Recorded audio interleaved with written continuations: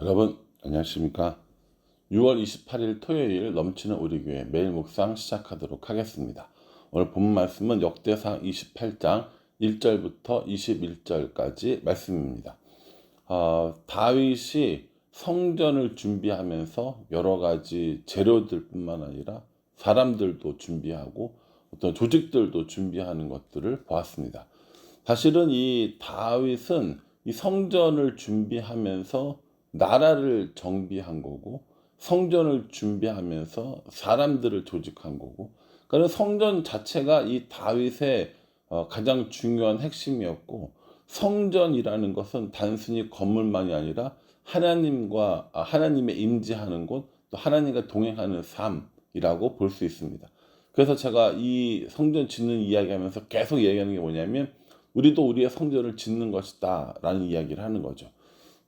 우리도 그렇게 우리의 성전을 지어가면서 하나님 앞에 우리의 만들어가는 성전을 드리는 것, 우리의 삶을 드리는 것, 하나님과 동행하는 법, 이런 것들을 배운다라는 거죠. 오늘 본문 말씀에는요, 뭐랄까요, 당부? 이런 거라고 보시면 돼요. 다윗이 이제 많은 것들을 준비해 놓고 두 종류의 사람들에게 당부를 합니다. 하나는 신하들, 그리고 이스라엘의 리더들, 그리고 또 하나는 솔로몬에게 이 모든 것들을 당부하는 모습을 볼 수 있습니다. 1절에 보면요, 다윗이 이스라엘 모든 고관들 곧 각 지파의 어른과 왕을 섬기는 반장들과 천부장들과 백부장들과 및 왕과 왕자의 모든 소유와 가축의 감독과 내시와 장사와 모든 용사를 예루살렘으로 소집하고, 이렇게 얘기합니다. 이 사람들이 누구라는 거예요? 이 이스라엘의 지도자, 리더들이라는 겁니다. 모든 백성들에게 다 이렇게 모아놓고 얘기할 수는 없으니까 이스라엘을 다스리는, 오늘날로 말하면 장관, 뭐 군대, 국회의원, 사법부, 뭐 각 기관장, 이런 사람들을 다 모아놓은 거예요. 모아놓고 정말 중요한 이야기를 할 거 아닙니까? 이 바쁜 사람들을, 이 중요한 사람들을 모아놓고 야 우리 뭐 재밌게 놀자 이렇게는 안 했을 거 아니에요. 그러니까 그 중요한 이야기가 뭐냐는 거죠.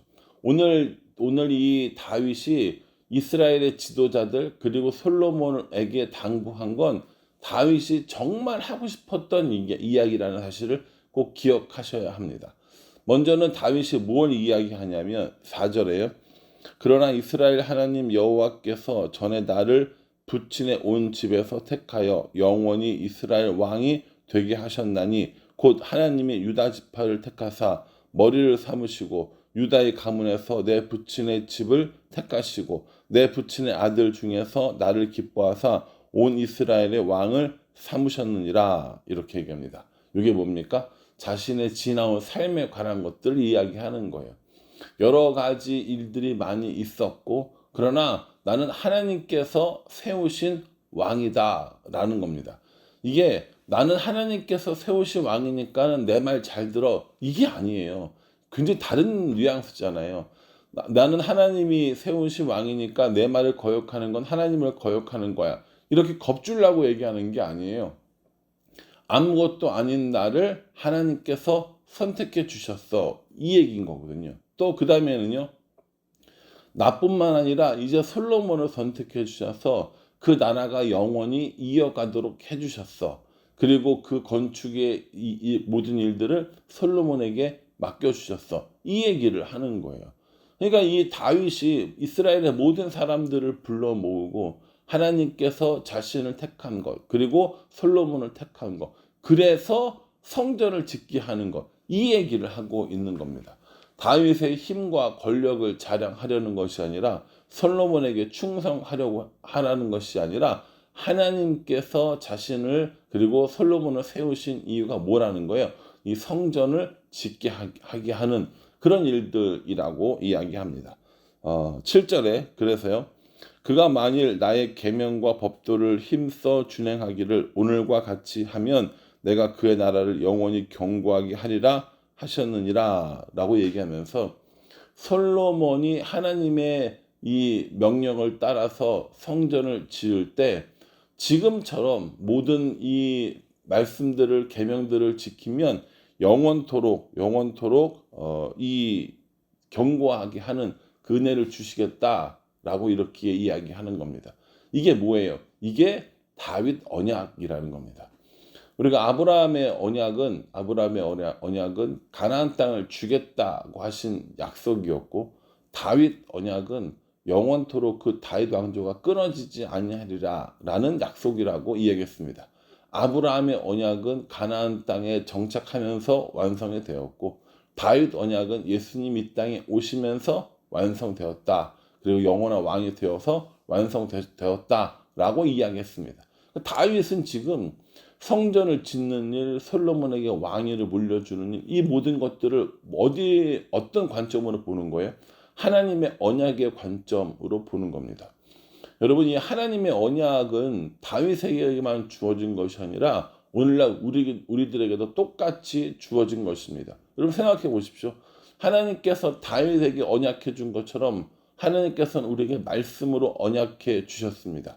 우리를 구원하시리라 말씀하셨고 그 언약을 이루신 것이죠. 우리도 다윗이 그 언약을 따라 살아갔던 것처럼 우리도 하나님께서 우리에게 주시는 말씀을 따라 살아가는 삶, 이게 맞다라는 거예요. 그렇게 하기 위해서 하나님과 더 동행하고 하나님을 더 알아가고 하나님의 뜻이 무엇인지를 배워가는 이런 신앙의 과정들이 필요하다라는 겁니다. 1절부터 8절까지의 이 모든 이야기들은 다윗이 이스라엘 백성들에게 그리고 지도자들에게 이야기하면서 자신과 솔로몬에게 주신 다윗의 언약을 다시 한번 확인하는 과정이라는 겁니다.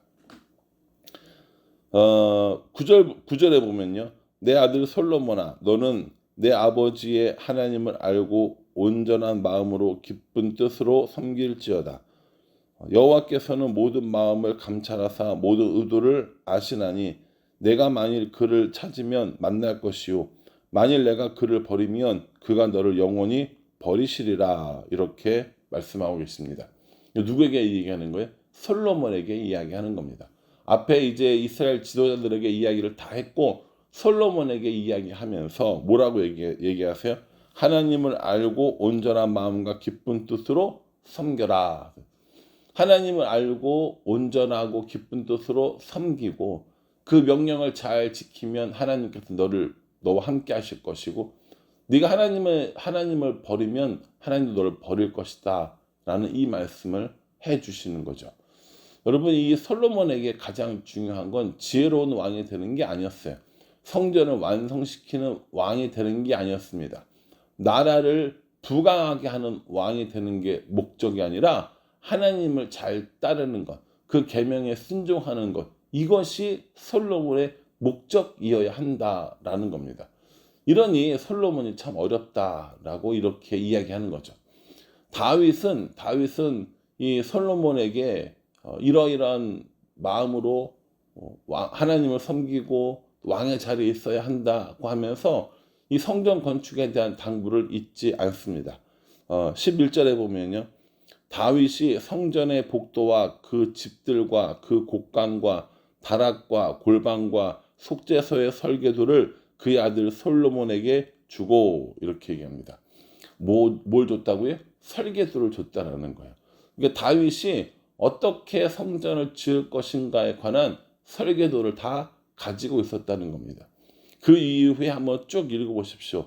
설계도를 주고 설명을 하고 정하고 알맞게 하고 그렇게 하고 뭐 또 설계도를 주고 이런 얘기들이 계속 반복돼서 나와요. 그러니까 이 성전을 건축하는 일에 설계도대로 하라라는 겁니다. 여러분 집 질 때 설계도대로 해야 돼요? 대충 해서 지어야 돼요? 예, 설계도대로 해야죠. 정확하게 치수를 재고 이런 뭐 어떤 건물의 구조를 정확하게 설계대로 해야 되는 겁니다. 우리가 짓고 있는 성전은 어때요? 우리의 삶은 어때요? 설계도대로 짓고 있습니까? 아니면 막 짓고 있습니까?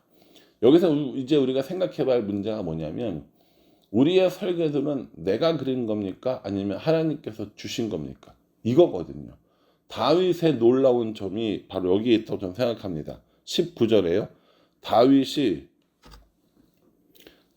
이르되 여호와의 손이 내게 임하여 이 모든 일의 설계를 그려 나에게 알려 주셨느니라. 이렇게 얘기합니다. 다윗에게 이 모든 것들을 설계하도록 혹은 설계를 알려주신 분이 누구라는 거예요? 하나님이라는 거예요. 내가 이렇게 만들었어, 내가 이렇게 그려봤어, 내가 이렇게 설계했어가 아니라 하나님께서 내게 알려주셨어, 하나님께서 나로 이것들을 하게 하셨어 라고 하는 이 고백이야말로 다윗의 신실함을 이야기하는 가장 큰 고백이라고 저는 생각합니다. 되게 멋지게 준비했잖아요. 정말 성전을 아름답게 짓기 위해서 어마어마한 양의 이런 재료들과 또 재정을 준비해 놨단 말이에요. 또 모든 것들을 할 수 있는 사람들까지도 준비해 놨어요. 그러면서 아름답게 지어질 성전의 설계도를 아들에게 넘겨주면서 이거 내가 한 거야, 이거 널 위해서 한 거야 라고 얘기하지 않고 이거 하나님이 나한테 알려주셨어, 하나님 나에게 해주셨어, 그러니 너도 하나님 말씀을 잘 지키면서 이걸 잘 만들기를 바래 라고 이야기하는 거죠. 야, 참 저는 다윗이 참 이런 부분에 저희들에게 많은 것들을 생각하게 해준다고 저는 생각합니다. 설계도를 누가 그래요? 제가 그리잖아요. 제 인생의 설계도를 누가 감히 저한테 이래라 저래라 해요. 심지어 하나님조차 건드리지 못하게 하고 내 인생은 나의 것 이러면서 내가 모든 것들을 그려보려고 할 거란 말이에요. 근데 다윗은 그러지 않았어요. 그 모든 성전의 설계도 그리고 그 성전의 설계도를 넘어서 삶의 모든 설계까지 하나님께 맡긴 이런 모습을 보게 되어집니다. 여러분 어떠세요? 여러분들은 여러분들의 삶을 어떻게 설계하고 있습니까? 누가 설계하고 있습니까? 내가 내 마음대로 해보겠다라고 생각하십니까? 아니면 우리의 주인 되시고 모든 것을 아시는 하나님과 함께 설계하고 하나님께 맡겨서 설계도를 받는 그런 삶을 살고 계십니까? 목사님, 저도 하나님께서 설계해 주시면 그대로 하겠는데 저는 설계 안 해주시는데요. 설계도를 저에게 주시지 않는데요. 제 인생의 설계도를 저에게 보여준 적이 한 번도 없어요 라고 이야기하실 텐데, 여러분 우리가 하나님과 좀 더 친밀한 교제를 가지고 또 하나님의 말씀, 하나님께 기도하는 일들을 더 깊이 더 충실하게 하면 하나님께서 분명히 우리에게 알려주시는 부분들이 있습니다. 꿈으로 나타나길 바라세요? 소리를 듣기 원하세요? 저는 그런 경험까지는 모르겠고요. 하나님 말씀을 통해서 우리가 걸어가야 할 길, 우리가 꿈꿔야 할 길, 우리가 가지고 살아가야 할 가치관, 우리가 살아가야 할 인생의 목표, 이런 것들을 분명히 알려주신다고 저는 생각합니다. 그렇게 알려주시는 가치관과 목표들이 내 삶의 설계도가 되는 거죠. 그러니 여러분 하나님께서 알려주시지 않는다 생각하지 마시고요. 그 하나님께 한번 맡겨보시죠.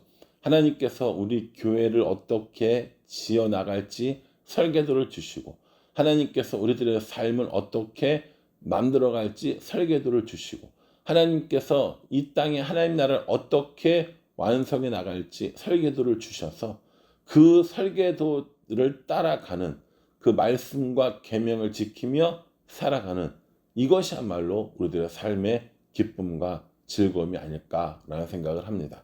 오늘 다윗과 함께 아름다운 성전을 지어가는 우리들이에요. 그러니 다윗의 모습 속에서 우리가 배워야 할 것들을 배우고 따라야 할 것들을 따라서 우리도 우리들의 삶의 아름다운 성전을 하나님과 함께 지어가는 우리 모두가 되기를 주님의 이름으로 축복합니다. 기도하겠습니다. 하나님, 다윗에게 설계도를 주셨고 그 설계도를 솔로몬에게 넘겨줍니다. 그런 것처럼 우리들의 삶의 설계도 하나님과 함께 할 수 있도록 도와주시고 우리가 다 이루지 못한 그 설계도를 다음 세대에게 부탁하며 하나님께 순종하는 것들을 가르칠 수 있는 우리가 되어질 수 있도록 도와주시옵소서. 다윗처럼 솔로몬처럼 우리도 하나님의 말씀에 순종하며 귀하고 아름다운 하나님의 성전을 지어갈 수 있도록 은혜 베풀어 주시옵소서. 예수님의 이름으로 기도합니다. 아멘. 여러분 이 말씀 잘 기억하시면서요. 우리들의 삶의 설계도를 하나님과 함께 그리고 우리가 다 이루지 못한 그 사명들을 다음 세대에게 전달하는 우리가 되기를 간절한 마음으로 기도하겠습니다. 감사합니다.